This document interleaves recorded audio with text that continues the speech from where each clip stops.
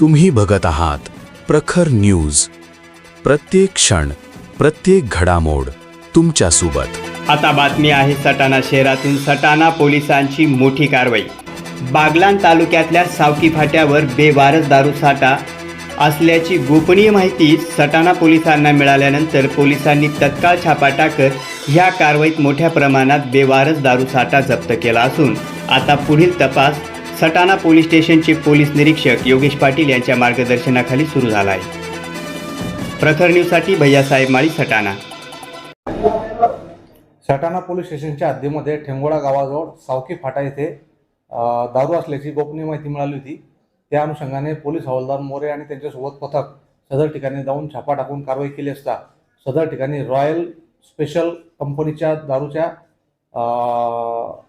9 box आणि magic movement दारूचे 8 box असा एकूण 55,392 रुपयाचा दारूचा मुद्देमाल जप्त करण्यात आला असून गुन्हा दाखल करून कारवाई चालू आहे.